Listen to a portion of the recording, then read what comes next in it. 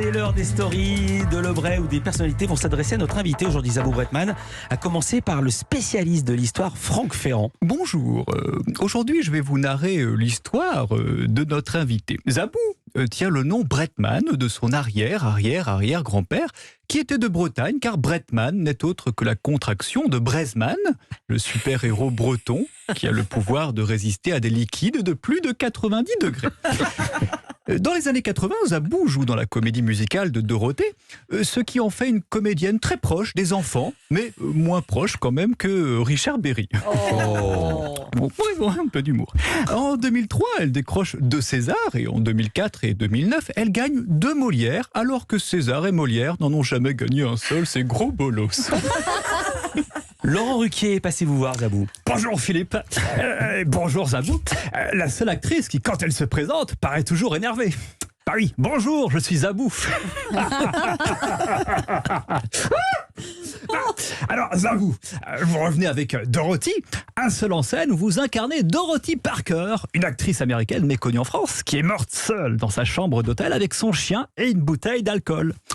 Une sorte de Loana qui a réussi. Excusez-moi de vous couper, mon cher Philippe, c'est Antoine Decaune.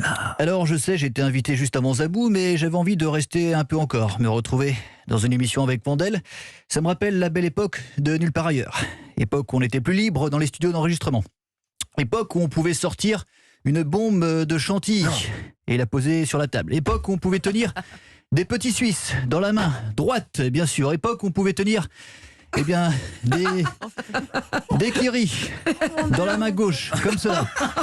Oh non, non. Époque où on pouvait faire comprendre d'un simple regard au présentateur qu'il allait en chier. Mais cette époque est terminée et je vais laisser l'animateur tranquille. Mais en l'honneur de l'Esprit Canal, je vais me tourner vers de nouveaux visages. De la station. Celle qu'on appelle les cumulards. Je veux bien sûr parler de Marc-Antoine Lebray, qui est également sur RFM. Je vais donc me suicider. Oh non. En direct, je vais me faire harakiri, voyez-y, et je me finis à la chantilly. Alors, mon cher Philippe, qu'est-ce qu'il aurait dit, Gildas? Oh, comme tu vas, dis donc, Marc-Antoine, dis non. Eh bien, merci, bonne Il journée. vaut mieux t'avoir en photo qu'en passion. Hein. C'est dégoûtant, il y en a plein sur le micro. Merci beaucoup.